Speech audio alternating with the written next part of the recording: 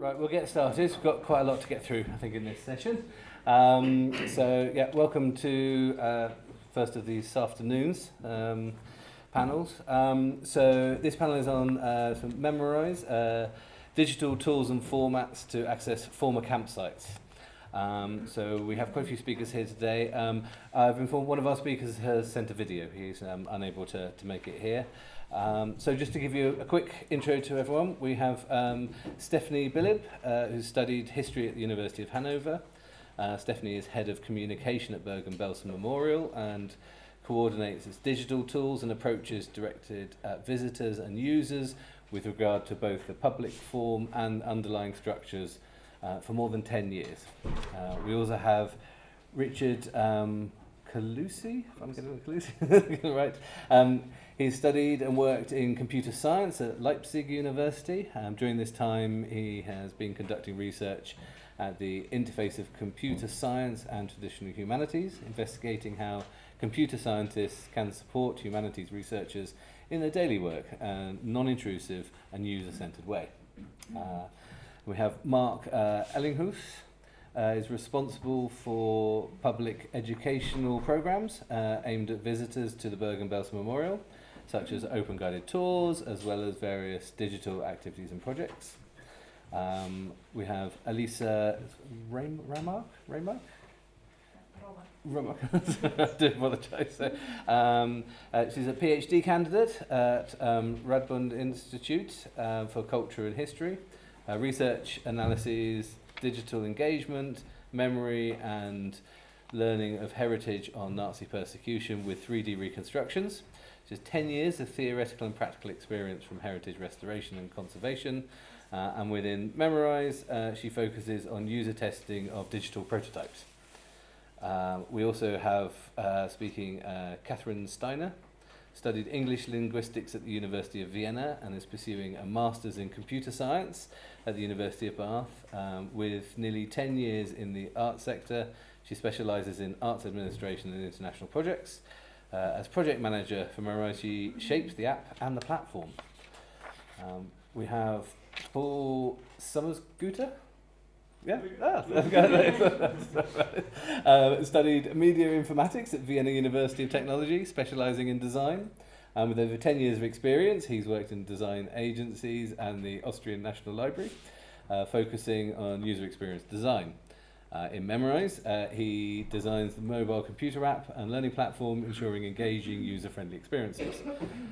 Tobias, who I believe we have a video from, he is Associate Professor for Visual Culture, Media and German Studies at the Hebrew University of Jerusalem.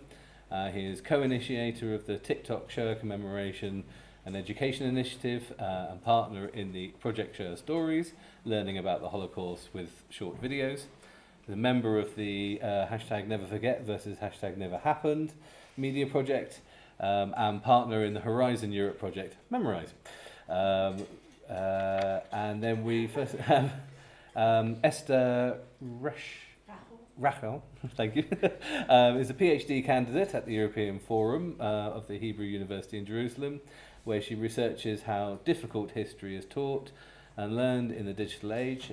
As a researcher at the Horizon EU project MEMORISE, she focuses on evaluating and developing digital pedagogical methodologies. So I shall hand over and let you speak as in the order as you wish. And hopefully at the end we'll have a bit of time for some questions. Sorry. That's wonderful. Thank you so much, Ben. Thank you everyone for being here at our session.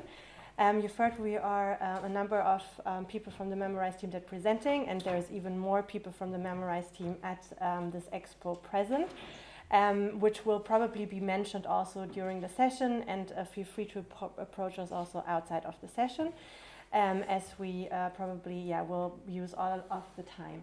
If you have questions during our presentations, because the Q&A will only take place at the very end of after all the presentations, then you can put in this link and post your questions directly relating to the individual contributions during the session, and we can pick them up afterwards at the end. I don't know exactly how, but you know, right? Yeah.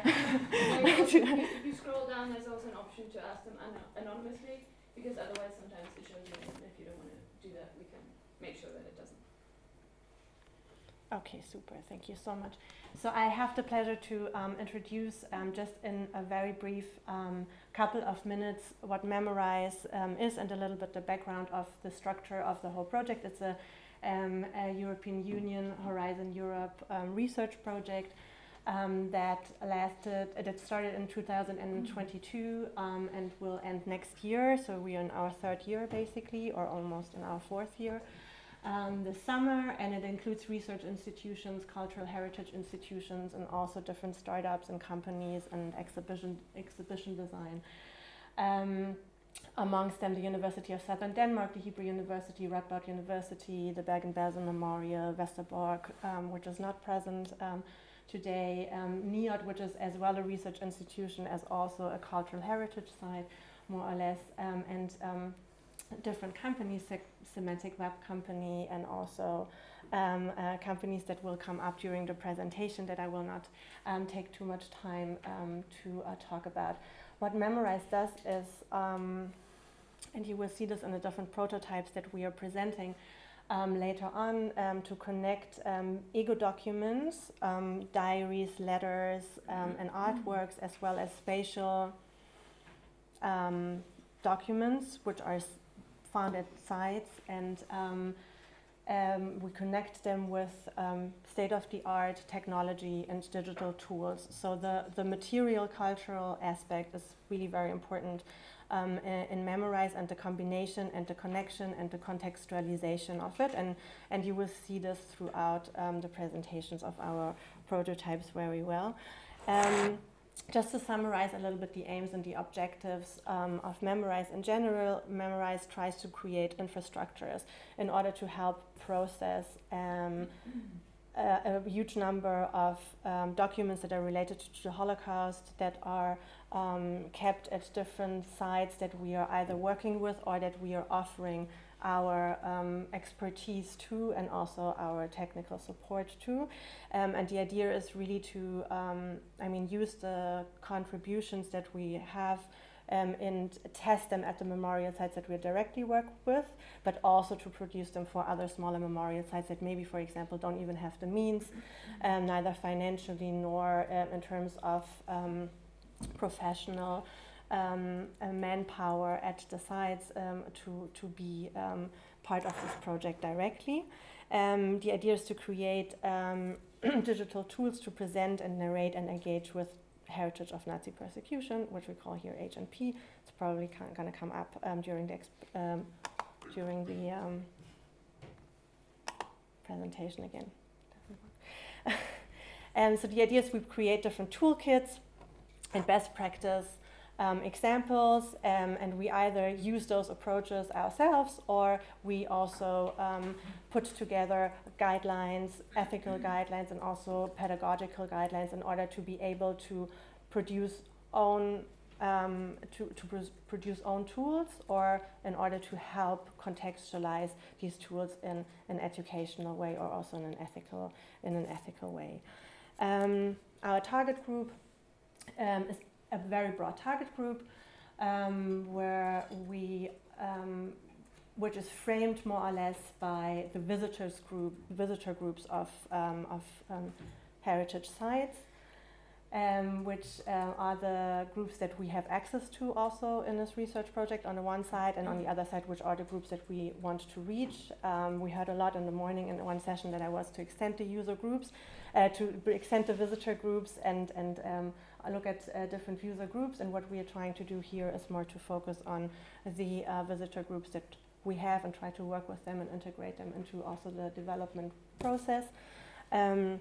Which are students, which are sometimes tourists, which are families that have a relation to the history that is represented by the site that they're visiting, and also obviously researchers. And we speak a lot of digital natives and of younger generations, and maybe this can be also part of the discussion, as it is really very vast and very broad, and not really 100% clear also to us ourselves what younger generations are in terms of a target group, and in terms of how do you develop for them in general. Okay.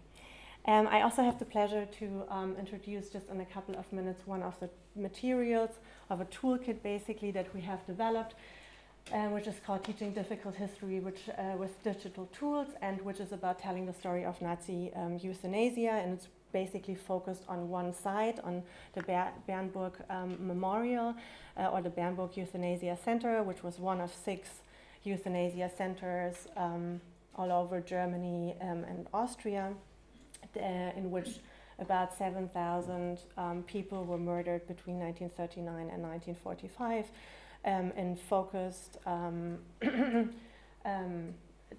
periods, and then also from all kinds of different places all over Germany. And the educational concept was developed within the MEMORISE project for these approaches or for this toolkit, and I will just briefly say a little bit something about the educational concept, show 3 of the tools to you, and then we'll hand over to my colleagues. I would like to speak about the educational context or concept, more or less, around 3 different topics: the site and the context, the goals and the methodology, and also the prototypes and the tools themselves. The Bernburg Memorial and Education Site in Germany, I don't know if anybody of you visited it already, is a place that you can physically access. The building structure is still there, and this is not the case of a lot of sites that we are working with, so it's very special in this case. It employs historical documentation, testimonies, also all kinds of visual materials, and physical and architectural remains, and presents the history of Nazi euthanasia in general, and in particular of this place Bernburg, and also the ideology behind it. And it's an educational center in that sense that speaks to a lot of different target groups. Some of them that work with students and pupils and target groups that are directly or indirectly affected also by the ideology that is represented by the site, and also a very vast just visitor group that comes to this site. And the idea of our material is basically to connect this very small site that has a small team of mainly freelancers who work there, and a director with the digital age basically, and to have them be able to use these tools that we are developing in MEMORISE. We built this toolkit together with the team at the Bernburg Memorial that gave us, on the one hand, historical documentation and materials to use for our tools, and that also advised us in the whole development of the educational concept, and that we had to consult with about a lot of historical details along the way while we were producing this tool. The goals and the methodology of it is to allow users to interact with the memorial space on the one side, and with the various historical sources that are collected or were found by the staffers of the memorial, and to work with these researchers in order to teach the history of Bernburg. We used a biographical approach, and the biographical approach in the context of the history of euthanasia is very complicated, and we also used a multi-perspective approach, meaning we picked 2 different biographies for our prototype. The idea is to use more of the material that is there, and used a victim biography and a perpetrator biography in order to be able to discuss certain questions, and in order to be able to also contrast the both perspectives on the one side, and on the other side also in order to be able to fill the gaps in each story that are undoubtedly there. There is not a lot of victim documentation on the history of euthanasia, which has a lot of different reasons, and I won't have time to get into it. So the project tries to also make these resources about the victims of euthanasia more available. So in the prototype, we use different tools, digital methodologies, an interactive storytelling tool, and also 2 3D models. And here you see some of the source collection. You see the two people that I was talking about before, the two biographies, Else Röhr and Heinrich Bunke, which is one is the victim and the other one is the perpetrator biography. And you see a lot of spatial, different kinds of spatial references that we have here, either in photographs or in floor plans. And we are using them in two different tools. One is a storytelling tool, it's called Intervia, and it was developed in a different research project of a person that's also now part of MEMORISE, Jakob Kusnik, who I'm sure can answer questions about it later. You can see here a little bit how it works. You can tell the story of someone and give contextualization. And the other one are two 3D models that were produced in Sketchfab, one of a floor plan and the other one of the inside of the killing center, which now is also the museum space. So the reconstruction is basically reconstruction of the museum, and in the approach we give the possibility to create annotations and connect contextual historical material and also other information from other sources with those models, and we give the opportunity to get a spatial idea of the scene together with understanding historical documentation and historical sources better. And the 3D model of the floor plans was created by Chris Hall, who can't be with us, unfortunately, as well. And the 3D model of the exhibition space was created by Camilla, who is here today and can for sure also answer questions.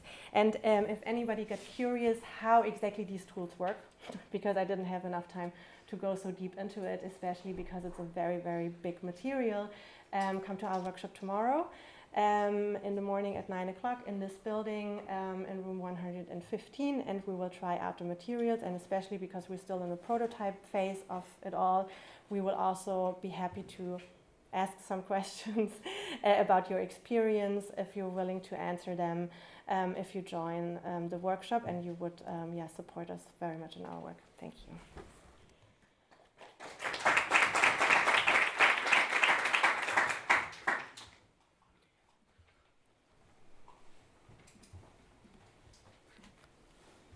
All right. So, hi, we're Cathrin and Paul. We're from Flux Guide, and we're presenting to you a modular digital toolbox to empower storytellers.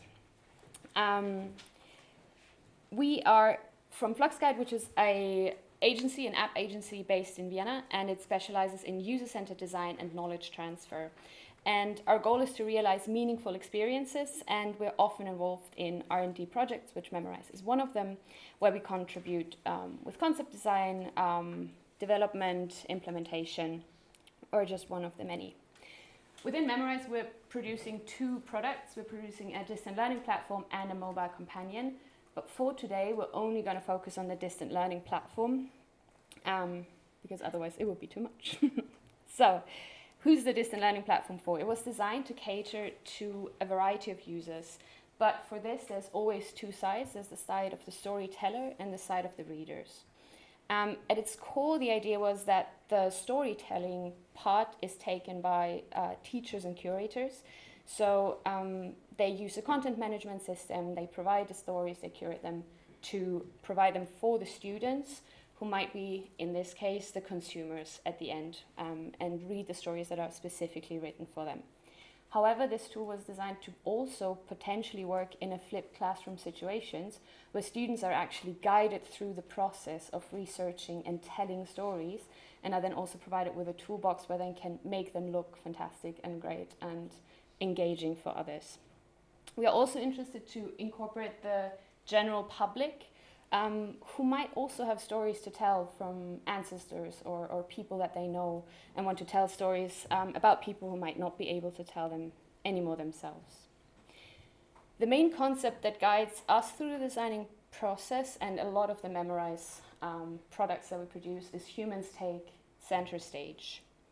We believe in the power of well-told stories to connect people, and by prioritizing personal narratives, we aim to evoke empathy and foster a deeper emotional engagement as well as factual information. We are dealing with very large data sets in the MEMORISE project, and these can often be overwhelming and very hard to navigate. And our goal is to help users to transform these complex and sensitive historical contents to make them into meaningful digital experiences, especially for younger people, which you've also said is quite a difficult focus group to focus on because it's so vastly different as well from one another. And this is exactly where our modular toolbox comes in. So with our toolbox, a story can take on a variety of shapes and forms, and we want to accommodate all of them on the platform.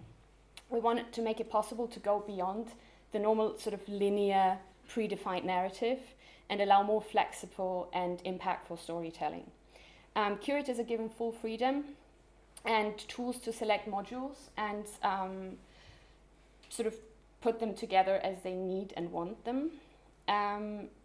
And the underlying goal of it all is to tell a big story in very small portions. And this is where the example story comes in that you want to tell us. Mm-hmm. Thank you. So here's an example for a curated story provided by Kamp Westerbork in the Netherlands. Thank you, Bas. It's about Philip Mechanicus. He's born in Amsterdam and died in 1944 in the Auschwitz concentration camp. He was a Dutch journalist and diarist. And this exemplary story is called Deportation from the Camp. And you can see that this story is told in 3 parts. And each part has a number of modules. And the whole story is made up of 11 modules. And each color corresponds to a different storytelling module that we're going to present today. So storytellers can take exactly the tools they need out of the box. Now let's dive into the module types. So the first module we want to introduce to you is the diary module. And this is in line with our concept of humans take center stage, and also shows where the MEMORISE project started, making survivors' diaries accessible through an interactive platform. And that's how it looks like. Once you dive into this module type, the first part you see is an introductory text, and this is followed by a screen like this. Here you can see a diary excerpt chosen by the curators, and to prevent something being taken out of context, it should always be possible to read the entire diary entry in addition to the chosen part by curators through the click of the button on the bottom part of the screen. The next type of module enables multimodal narratives, and this is also what we see as the most fluid module, and it's intended to be able to house a variety of different media types. In this example, you see an introduction to the Westerbork film. Here a little bit of an intro text followed by a video module. You can also add subtitles to a movie. And there's also additional media types for this module. Might be audio, might be data visualizations, especially to make large numbers understandable and graspable, or even 3D objects could also be like this. So there's basically no limit to the type of media we would like to be able to include on the platform. And the last module we want to introduce today is the Thought Provoker storytelling module. And it's designed to inspire reflection and empathy. Its goal is to encourage users to consider how they might respond to historical realities, building a bridge between the past experiences and contemporary reflections. And this module might include a provocative statement or moral dilemma that does not necessarily have a right or wrong answer. And that's how it looks like. You see in the center, you see a fictional statement on a screen, chosen by curators, and after careful consideration or discussion in a classroom setting, you as a user or as a group of users decide how to respond and answer basically the question, how much do you agree with this statement? And that's the visual representation of a decision-making process on how much you agree with a given statement. So the more you disagree, the blurrier the text gets, and the more you agree, the brighter the text would get. You can confirm this, and afterwards, after giving your answer, you can see how others reacted to the statement. So there you can see a little bit of a distribution, what others said about this. And this should foster a sense of community, also show that there's diverse answers to very difficult topics, and showcase the complexity of these issues as well. Of course, this could be followed by slides that provide context and explore the nuances behind the question, again, to help users to reflect. And this process is made possible by careful curation of experts, for example, staff at memorial sites. So what's next for specifically us in the MEMORISE consortium? We are currently developing the mobile companion, and are they're also working most closely with the two sites that are involved in the MEMORISE project, so Westerbork and Bergen-Belsen. We have a second concept for the distant learning platform called Unheard Voices. Sadly, it's too complex to also present here, but please ask us. We're happy to talk about it. And another thing that we're working on is guidelines for storytellers, because if we just give this toolbox to someone who has never told a story before or has never curated a story before, this would be very difficult. So we're trying to also provide a guidelines on how to tell an impactful stories and materials that would help with that. And we're also still further developing the modules that you see here, and are trying to also find different use cases for the toolbox. One of them might also be to just have a story full of thought provokers with different kinds of questions, so that they might also be used for a questionnaire at a memorial site. For instance, if you have a student group coming in, that you can give them this questionnaire and they have to find the answers, or they have to find something in the actual exhibition to also interact with the physical memorial site. That would sort of be a sort of mix between the distant learning platform and the mobile companion, but this is the area that we're currently exploring. And despite being so lucky that we have so many experts in the Memorial Consortium on its own, we're always happy to have outside thoughts. And if you have any suggestions, feedback, or want to be part in the MEMORISE project and tell a story as well and help us get more content, please always get in touch with us. We're very happy for any additional information. And with this, I'm going to you.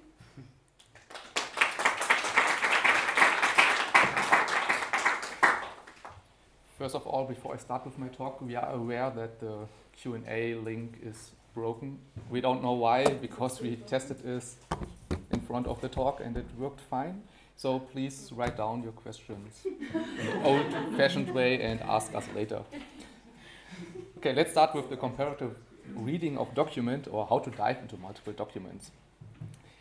We've already seen a tool for MEMORISE. Another one is the so-called comparative document reader, and it is a tool mainly tailored to allow researchers a digital, easy and comfortable access to larger quantities of preserved diaries. So similar to the tool before, we will mainly talk about the diaries. And the second user group is also the interested general public, so we want to support all users, or maybe all casual users, who are interested in reading about the daily life of concentration camp prisoners. The tool itself consists of multiple parts. On the left side, or A, we have a list of authors available, and on part B we can see the representation of those authors. We have two authors in this example. We have on the left side Ari Koretz, and on the right side Josef Gittler, and each diary is further distinguished into the full text representation and a tag cloud on the bottom. The tag cloud is quite helpful for us because it gives a quick and easy insight into the data, and especially about topics the persons wrote about.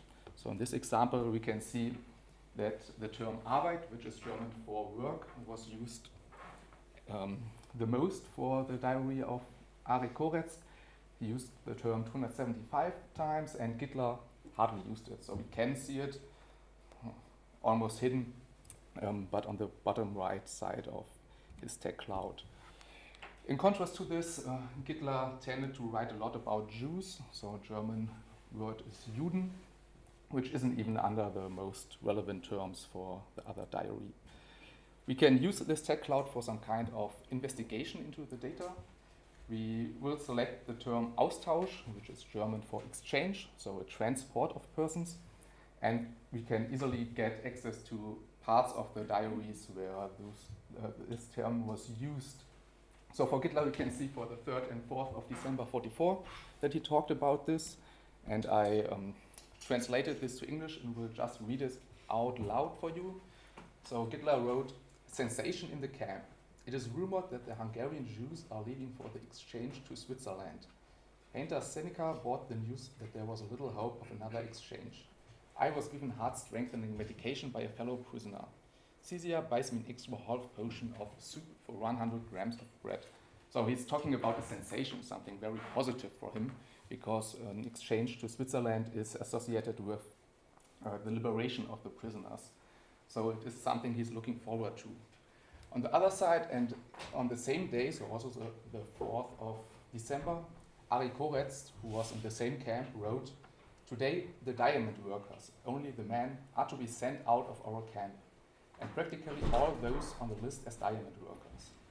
Later, they really did leave, while their wives and children stayed in the camp. So until now, it is kind of a neutral description of happenings, but it takes a turn with the next sentence. You can imagine the despair, the crying and the screams of the children and women who stayed behind. I myself have a dark view of this transport. The SS men didn't even search their belongings before they left, as they had done with other transports up to that point. That's a sign that nobody will see them again. Among the deportees were 2 workers from the magazine. So we have 2 excerpts of diaries written by persons in the same camp on the same time with very different sentiments. One is talking about the murder of some of the inmates.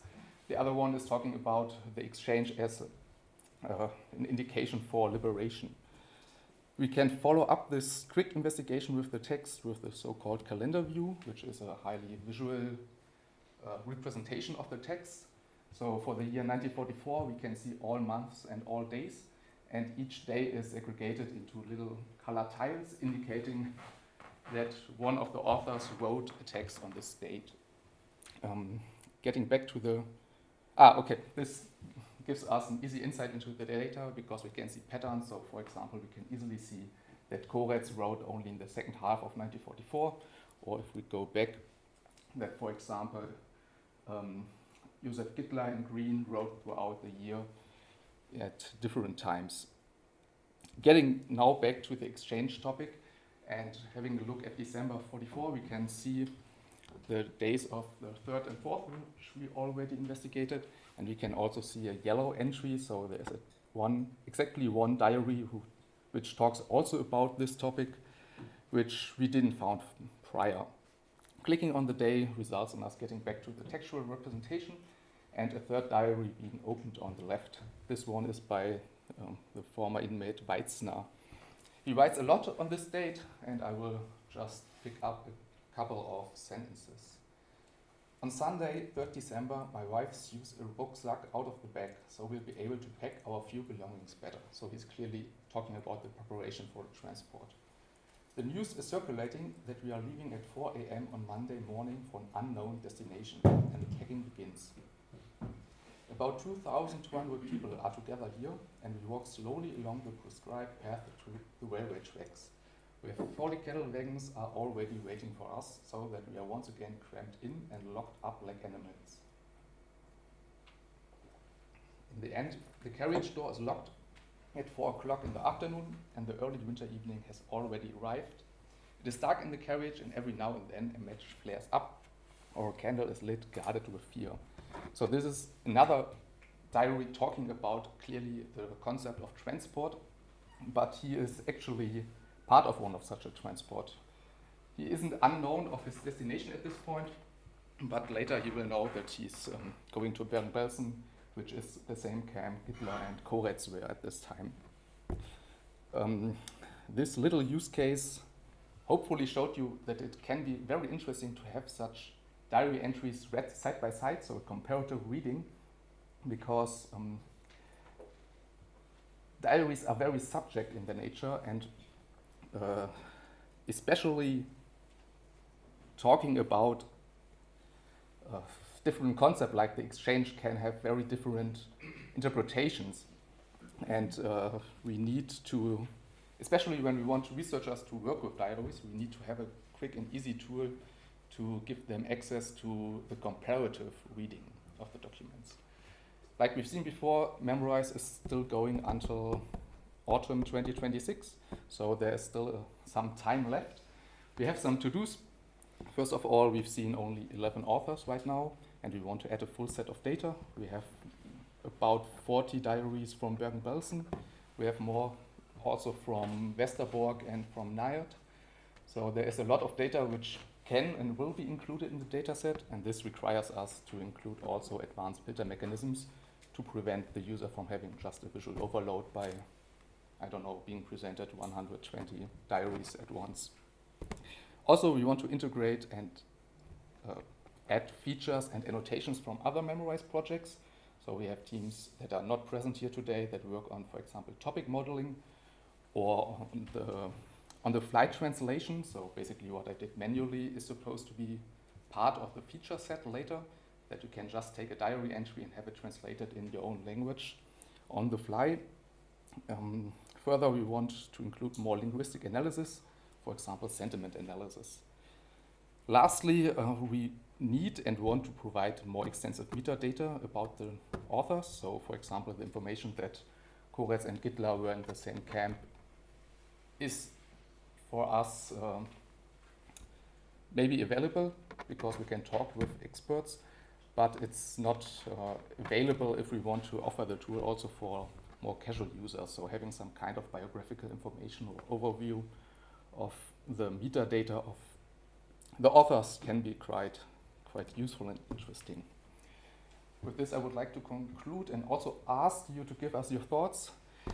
And I will also introduce shortly our next talk, which is by Tobias, who is still trying to get out of Israel and cannot be here today.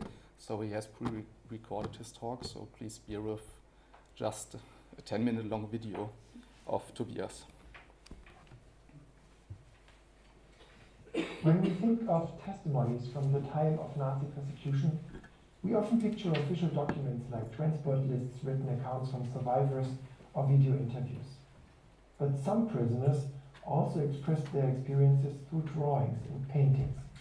Others turned to art only after their liberation, using it to come to terms with what they had lived through. Art, in its many forms, has always served as a mirror of human experience. Painting in particular is a deeply personal and powerful medium. It captures not just the broad strokes of history, but the personal stories and memories behind them, including those shaped by trauma, suffering, and persecution. Nazi concentration camps were spaces of unimaginable suffering, but even there, people found ways to express their resilience. Prisoner art stands as a powerful testament to that spirit, whether created secretly during imprisonment, immediately after liberation, or many years later. These works go beyond simple testimony. They offer non-verbal responses to the brutal reality of life in the camps. One such artist was the Hungarian Jewish painter and Holocaust survivor Erwin Aaron Abadi, born in 1918. Abadi was imprisoned in Bergen-Belsen and later hospitalized in Farsleben after liberation. There, he created dozens of paintings depicting scenes from the camp and its final days. Produced under extreme conditions, Abadi's paintings are both a record of historical events and an exploration of hope, resistance, and the human need to hold on to one's identity in the face of dehumanization. Prisoner artwork is still too often treated merely as illustration, used to complement diaries or other written testimonies. In many archives, these pieces are preserved as memorial artifacts only, rather than as works of art. Today, digital technology offers new ways to explore these drawings and paintings. We can zoom in on fine details, uncover hidden layers, and connect them to other sources and artifacts. This helps us better understand and preserve the stories these artworks tell. In the MEMORISE project, we've developed several prototypes that engage with artworks created by former prisoners.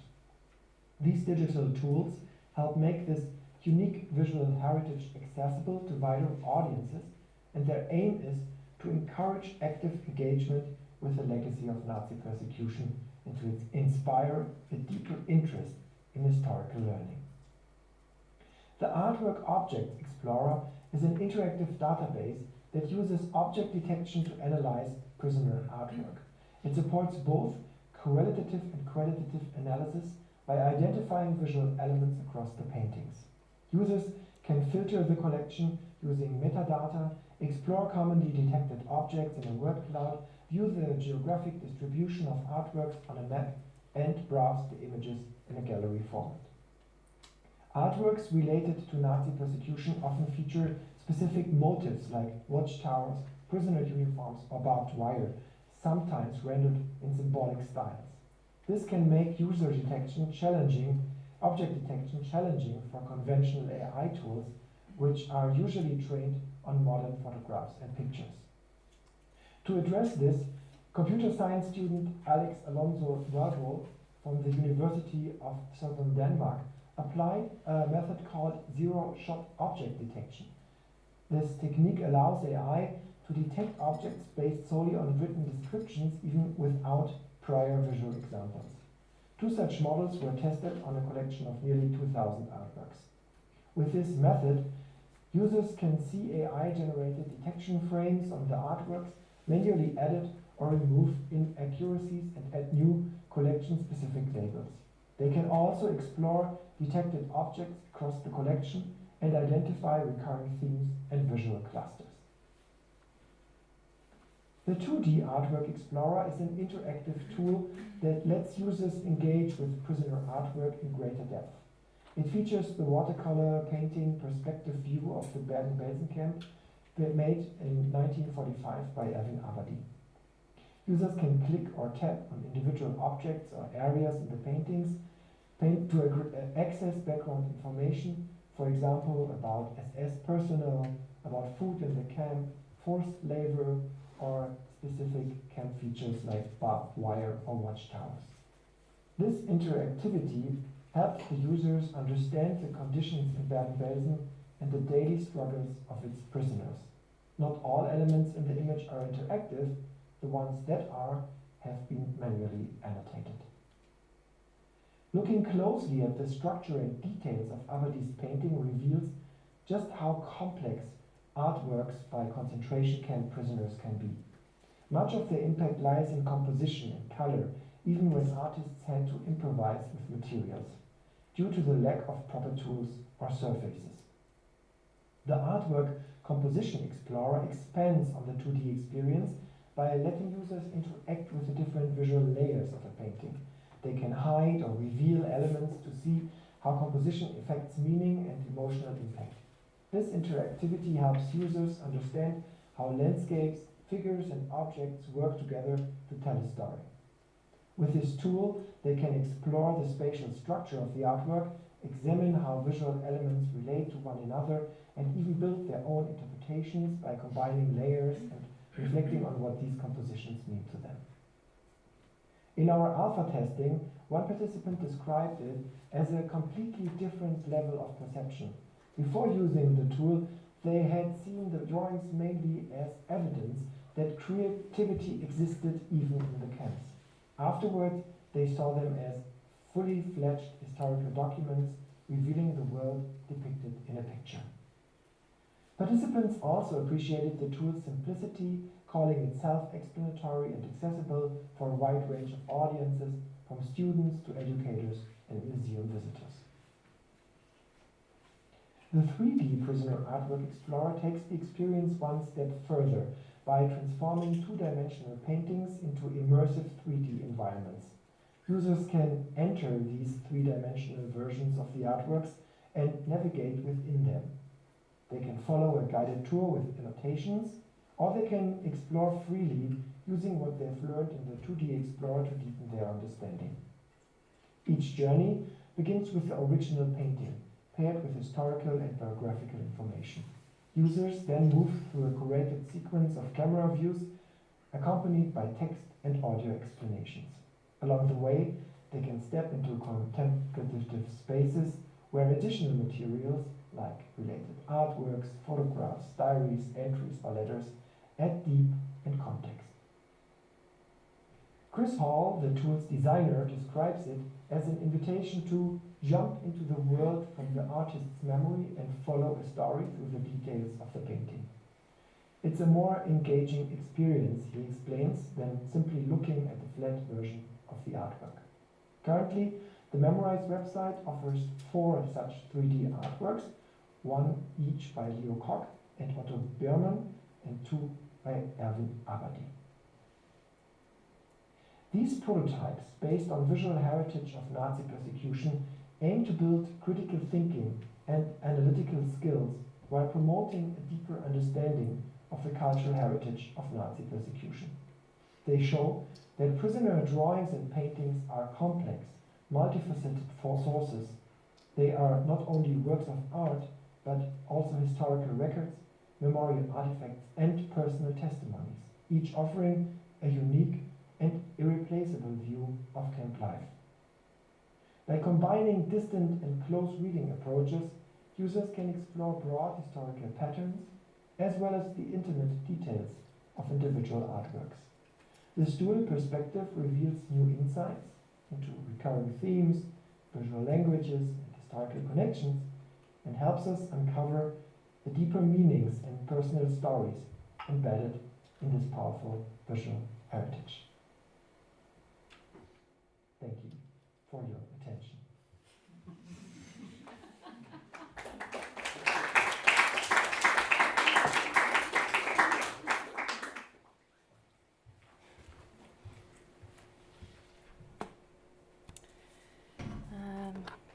So I'll continue from here. My name is Alisa Romark, and I'll talk about the 3D reconstruction of Bergen-Belsen and looking at the aspects of user engagement and experience. So some of you might already know the 3D reconstruction of Bergen-Belsen.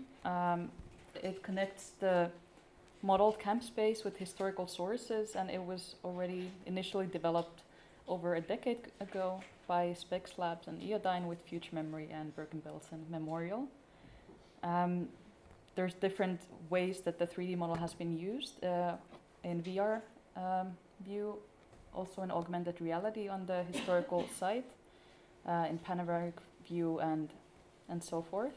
And within the MEMORISE project, it's being further developed and curated with different historical sources.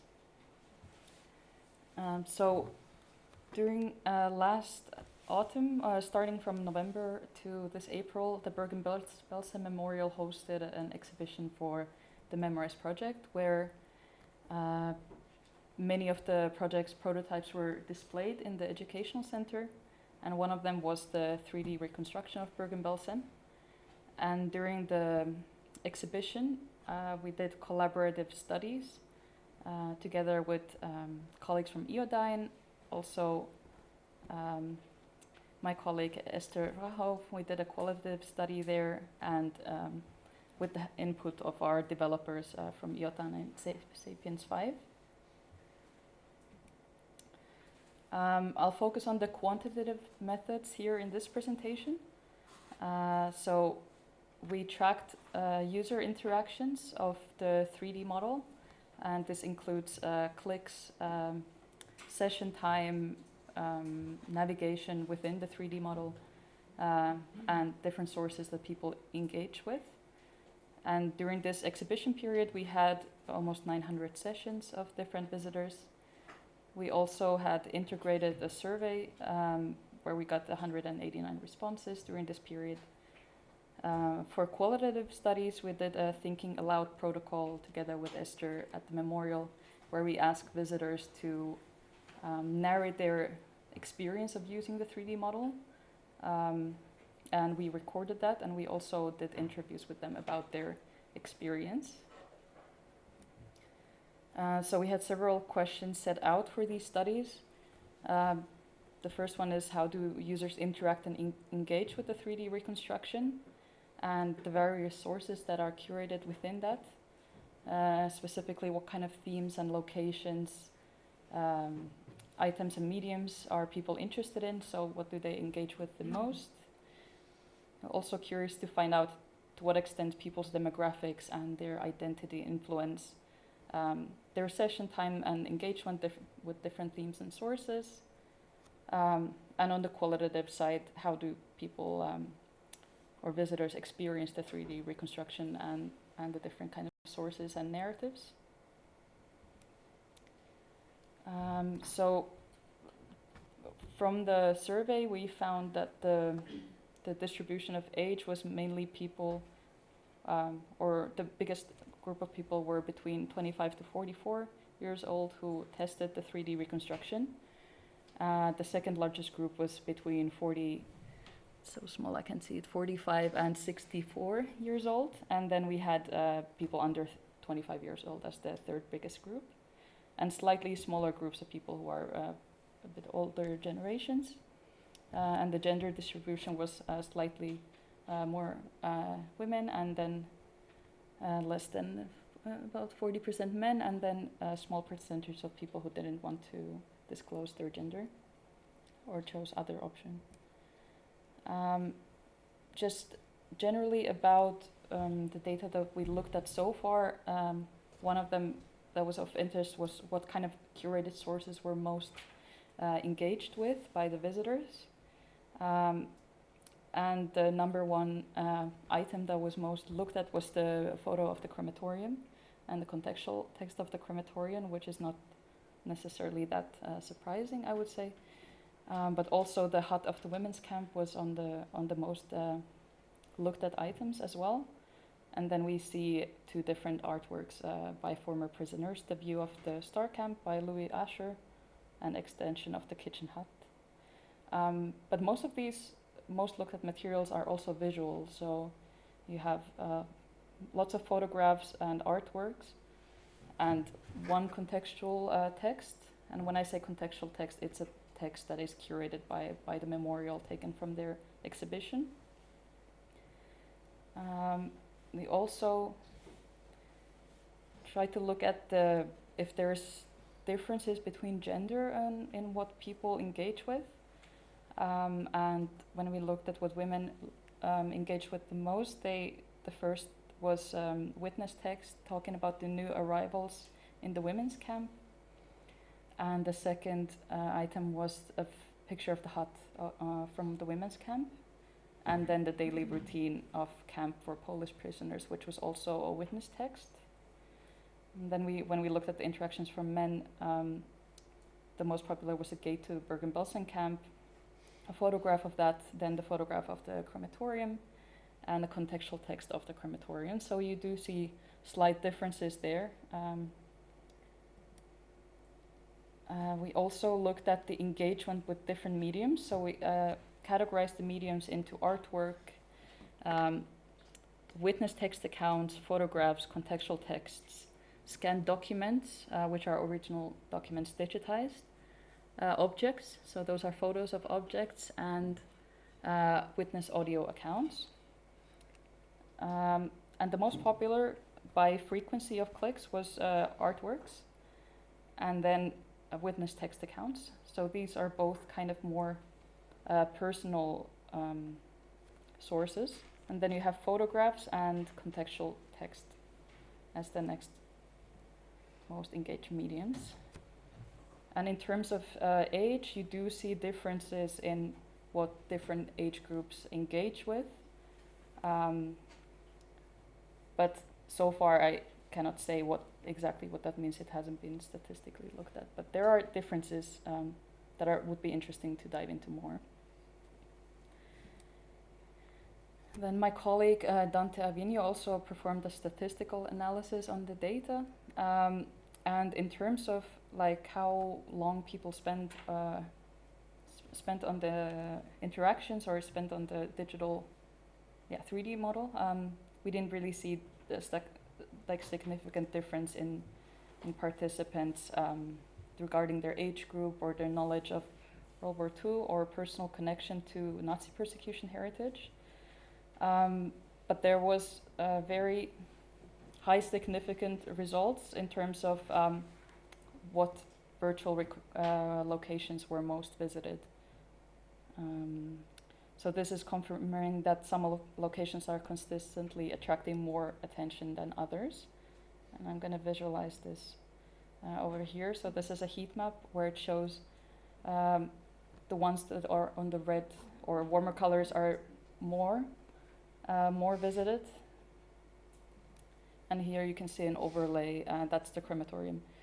And at the most red color, and then you see the kitchens and the main entrance, and those are the ones that have attracted most attention by the visitors.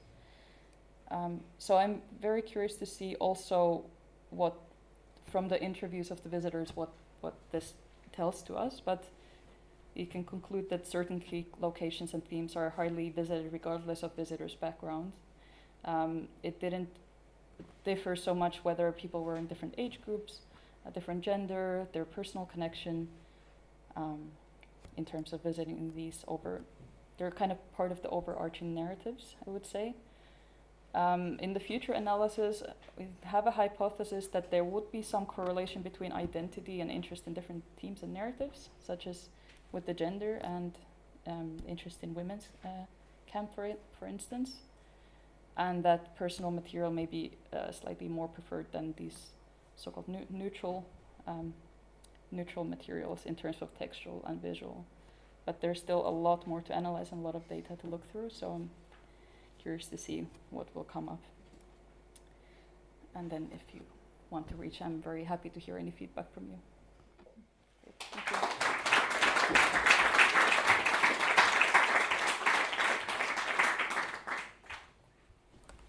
Ich wollte gerade sagen, musst du trotzdem den Timer, finde ich gut.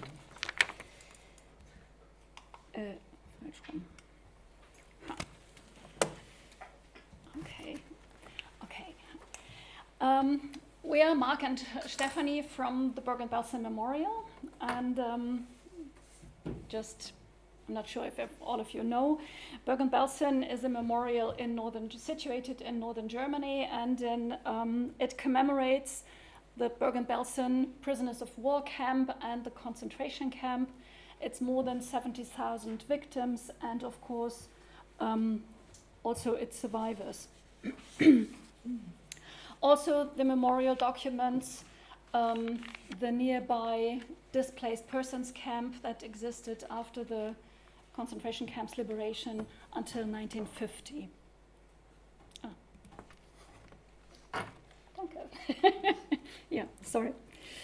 Okay.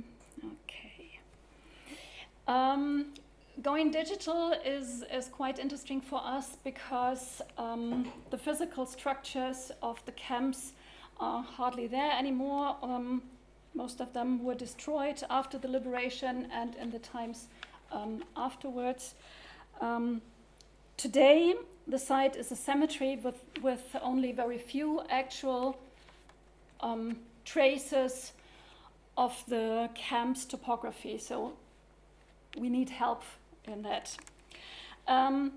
Also, with regard to documents, there's not much left of documentation of perpetrators from the camp's administration. For example, the camp's register was burned before the liberation of the camp. But as you could see in the prototypes before, muss ich jetzt schon wieder wechseln? No. We have there is quite a number of ego documents like diaries, photographs, testimonies, eyewitness accounts, reports, interviews, and things like that we're using today to balance this gap. From our understanding, our job as a memorial is yes, thank you. It's of course to preserve the historical site and to maintain it as a cemetery. That's what it is today, a cemetery, a memorial site and a place for learning. Of course, as a memorial, our job is to collect sources and maintain a collection, to do research on the history of the site, and specifically our job is to communicate and educate about the history of Bergen-Belsen. So that's our perspective on tools also. We provide information, of course, and we aim at supporting visitors with transforming that information in personal knowledge. And that's, of course, more than just giving information. From our point of view, researchers, ordinary visitors, students participating in a guided tour, all those were part of the target groups that were named for the specific tools you were shown today. All these groups need basically the same things to create knowledge and understanding of the subject matter from our point of view. Among other things, this is a reason to take interest in the site and its history.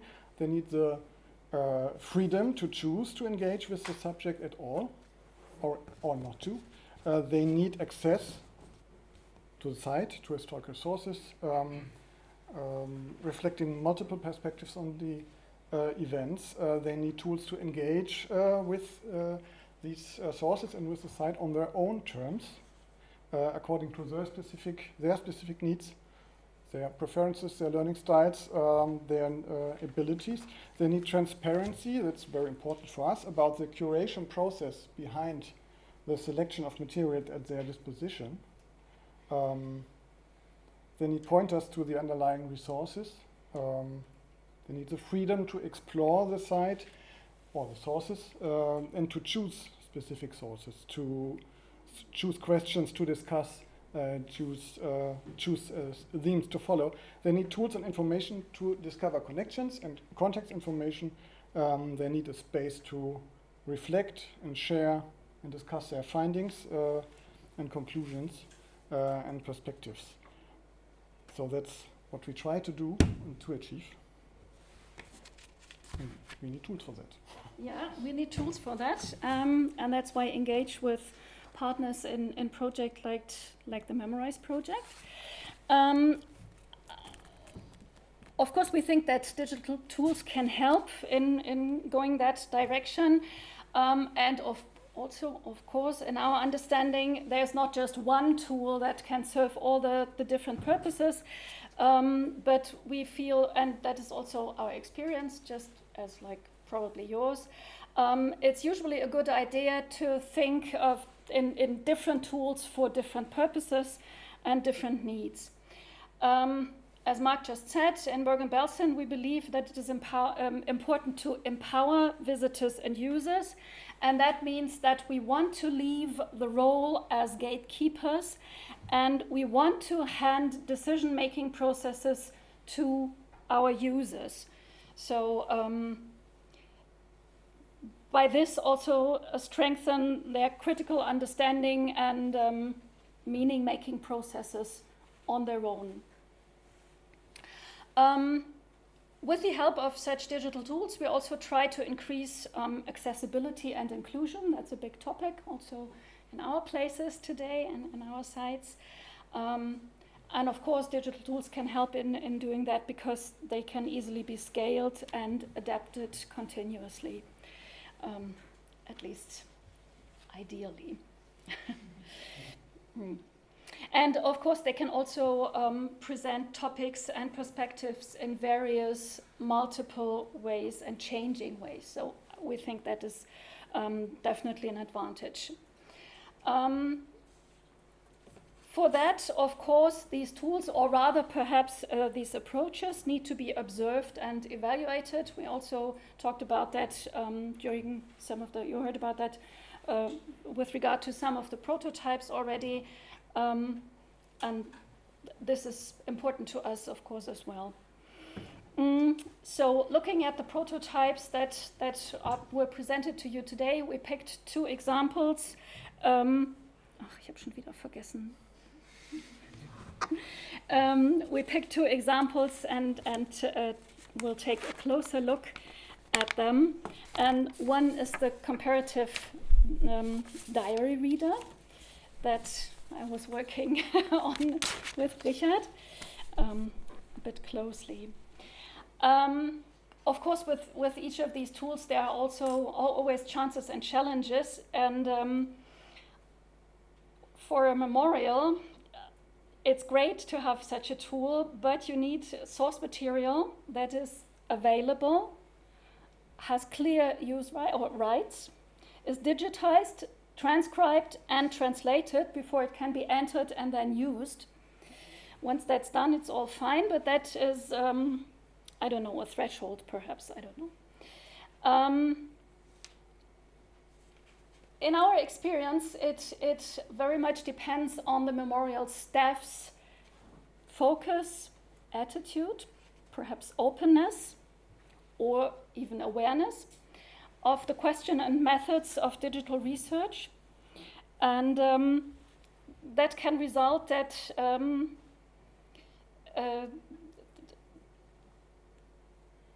well, maybe data infrastructure is not always as developed and well developed as it could be, and also metadata might be lacking in our experience. That is one of the reasons why there's only 11 diaries in the reader at the moment. But maybe you know that from your own places and experiences.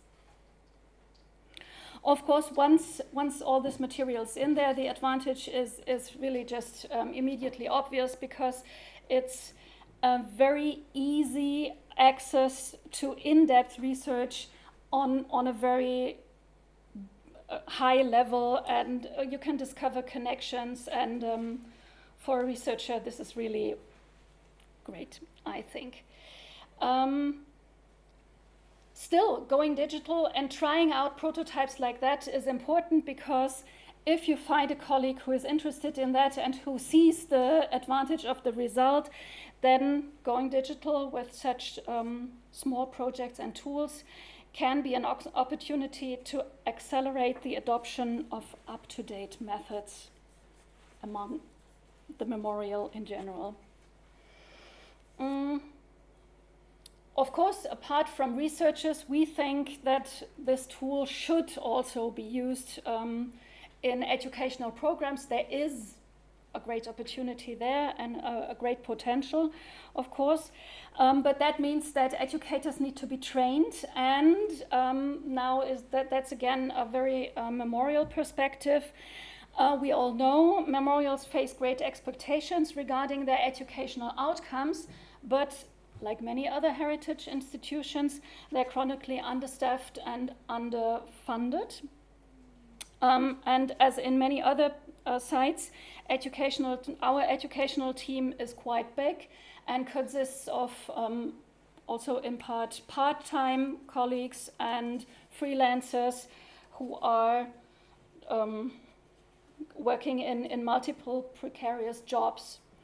And that means adopting new tools and methods requires not only an openness, well, in the first place an openness, but also a strong motivation to engage and invest their free time to later work with these tools. Ich habe schon wieder nicht weitergeklickt. Doch, nein. Okay, I'm not still fine. Okay, that's good. Once you crossed all these hurdles and you're there, we think that in particular the document reader is a real, can be quite a diamond, is really shining, because diaries, as was mentioned before, play an important role in telling personal stories, going biographical, and sharing these experiences. And therefore, we feel the availability of this corpus of sources in one tool is a great advantage once you have it finished. Okay, I try to be quick and wrap this up. But some words about another example. We'll skip a lot that would be nice to talk about also. But important for us, the 3D reconstructed Bergen-Belsen installation. That's also something we have very, very good experiences over many years. This combination of topographical information and historical sources. And this is something which is a step to enabling also remote users. And this is also a question of accessibility. Remote users to interact with the camp's topography and to interact with sources. This is important for us, and this combination provides users with the option or the opportunity to interact with sources and to orient and without that much pre-existing knowledge or concepts about the camp. And as important, this allows exploration less limited by narrow preferences and pre-selection of a curator or in an educational setting of a guide. And that's something we want to strengthen. So it could, in good educational settings, empower participants to steer the conversation of an educational program.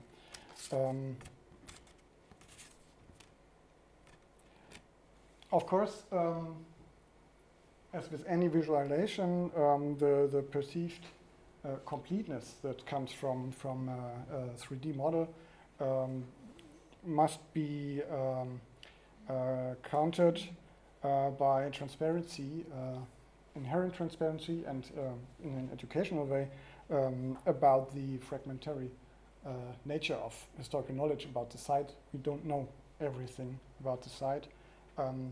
So all these pictures are to be framed as visualizations.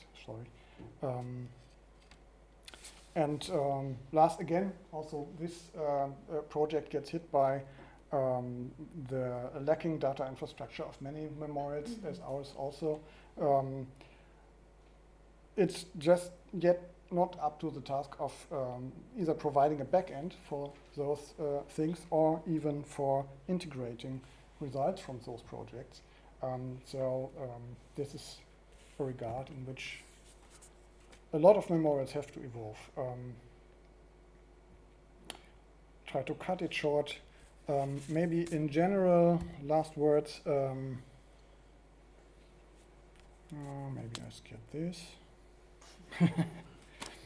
Of course, we need money, and when we invent new tools, we need money to maintain those tools. I talked about infrastructure already. And maybe one last point, at least German memorial institutions are traditionally very careful and closed when handling historical sources, specifically making them available to anyone.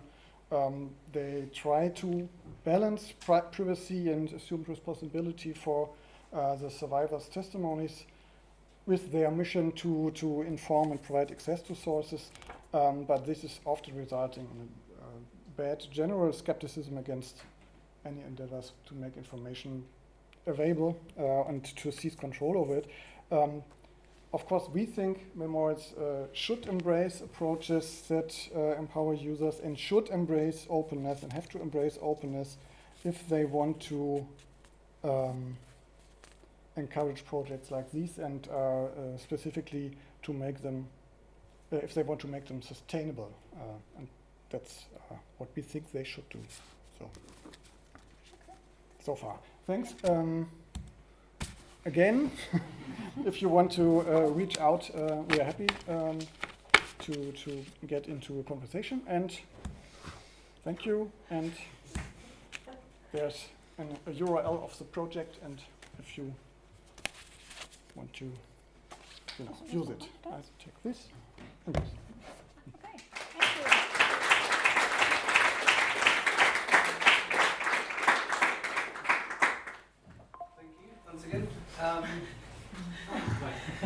we have some links, but do we have any questions in the room? We have a few minutes. Yes. Yes, hello, I'm Kinga Bock from Queen University London and Library of Lost Books, and I actually have two questions, one for Esther and one for Paul and Cathrin. So Esther, you talked about having a perpetrator biography as part of your environment there as well. And I was wondering, how do you balance that out, having one perpetrator and one victim? I don't want to say only, but we had the same issue, you know, creating pedagogical materials. Yeah. How does that work, and what were the challenges you were experiencing? And maybe I just ask my second question, and then I'm off the hook and you have to talk. And my question for Paul and Cathrin is, I was quite fascinated by your interactive poll, whether people would become a guard or not. Is that something you considered maybe asking before they gathered information and went through the path, and asking again afterwards? Does it happen twice, or does it only happen once after immersing in the storyline? You want to go first? Just go, because... All right. No fighting. So this is why we were so interested in doing a thought provoker and making this modular framework around it, because that would enable you to ask, for instance, the same thought provoker 5 times during the story that you tell. Because it's in the content management system, you can just copy it and ask the same question again and again if it fits you. Because that would, of course, be interesting to say, I'll ask you in the beginning a very, maybe even super easy question where you're like, of course I wouldn't do that. Yeah. And then you tell a story, and then at the end you're like, maybe I've realized something new, or I've learned something else. So it would, of course, be possible to ask the same questions and then see how also the answers change, and that I can see that, oh, everybody's answers changed as well. Yeah, I think that's super interesting. It's really super great tool. So yeah, thank you. Thank you for your question, and I've been following your project also. I like it very much. As you saw, probably when I presented the material, that there is no real interface, and it's still very raw. So this was part of a case study that we were basically producing for a digital humanities and human rights course. And we were looking to produce a material toolbox that could be used by educators internationally who can't reach the place on the one hand, and on the other hand, but also to produce for the memorial itself something through which they can extend their educational work digitally that they're already doing. So what helped us a lot was combining what we have developed within MEMORISE as our educational concept, which we didn't have time to present it now, but parts of it Cathrin mentioned by saying that the human takes center stage in the sense of that we give opportunity for users to be part of what we're doing, and also to put the historical protagonists in the center. That being said, perpetrators are a different category in this, and perpetrators play a very specific role in the educational concept of the Bernburg Memorial, because there's a lot of knowledge about them, and there's lots more knowledge about them than about the victims, especially in the biographical sense. And the material that the Bernburg Memorial uses includes a lot more biographies, not only the 2 that we picked, and we first just picked 2 because for our prototype, in order to be able to try it out. And the educational or didactical or methodological approach that we used was to work with 2 different groups. One group works with the victim biography, and one group works with the perpetrator biography. And then we have to have a discussion afterwards, in which we encourage them through specific questions to shape out the differences between the 2 biographies, in order to show very precisely how the biography of the perpetrator just continued, where there is some kind of a continuation, where he was able to even continue working as a doctor, as a gynecologist, and where he was tried but never sentenced, and so on and so forth. And in order to be able to reflect also on the fact that we have hardly any knowledge about who these victims were and what that actually means for our commemoration culture and our understanding of what these crimes were. And this is how we try to frame it. Really exciting. We're going to have more conversations. I'm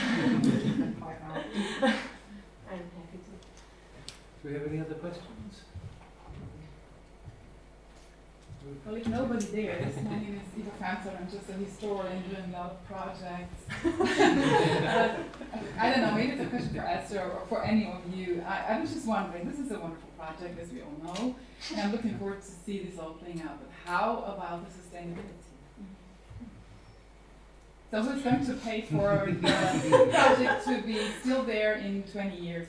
I think the project is for sure going to be online and available for 5 years after the end of the project. So it's going to be hosted by the STU, so in Denmark. And I think many of the projects or products, at least I can talk from the Flux-Guide side of things, because of course we also here as a company and not necessarily just as studying it, but we are also very interested in developing products that we can then also offer other memorial sites for a long term, and sort of see if we can develop it further and develop it in a way that is targeted at a specific memorial site as well. If things change from what the setup of the MEMORISE consortium is, for instance. So that's what I can say. So you would commercialize it, you would try to sell it as a company? Exactly, as a company, yes. And what the good thing about being part of the MEMORISE project is that we could sell it way, way, way cheaper than we would need to sell it if we were to develop it just for a specific memorial site, because we can do all the research and development parts of it here, and then we just need the markup of changing it for a specific memorial site. So that's the big advantage for us that we can offer. What would be your business model? Pardon?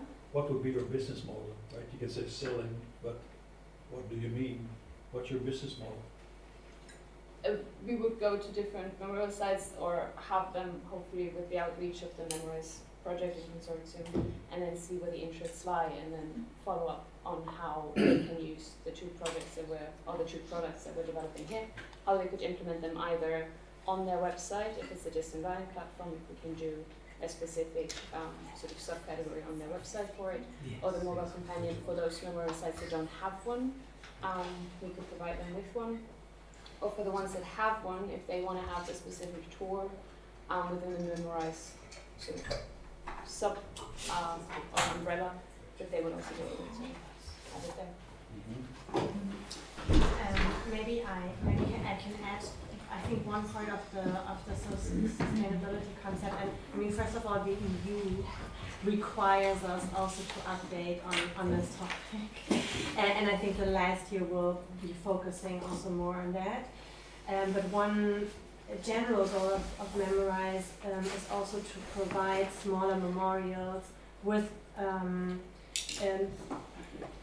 digital tools, but also with the knowledge to maybe use digital tools themselves. Like, for example, maybe produce 3D models on their own, and then have the possibility to make use of them really aligned with their own educational concepts and ideas, and to produce guidelines and to just give material and pass it on, because the idea is also to help and connect smaller memorials who don't necessarily have the means. So we, for example, also working on that, not only on how we can sustain our own ideas, but also how can we just support and help and pass on things that then will maybe develop into something else sustainable. No, but it's really an important question about sustainability, right? Like for this, we built the 3D reconstructions you saw, right? We do this for the last 15 years.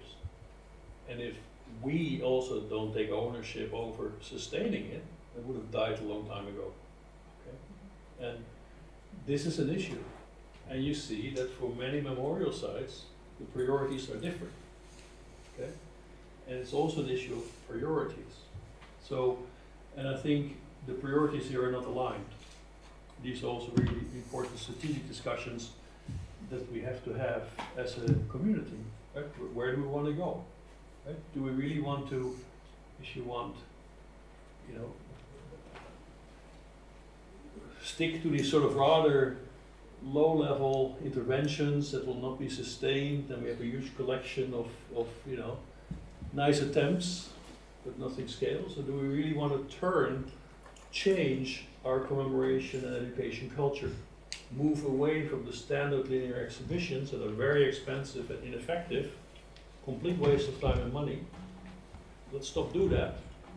Invest it in future-proof interventions. But these are very fundamental discussions we have to have. Otherwise, you're going to keep on hearing aspirational answers to questions: how are you going to sustain it? Well, if there's nothing else, then we're having towards the end. I was going to say coffee would be a perfect time to continue these discussions. Yes, if you'd like to join me in thanking all of them again for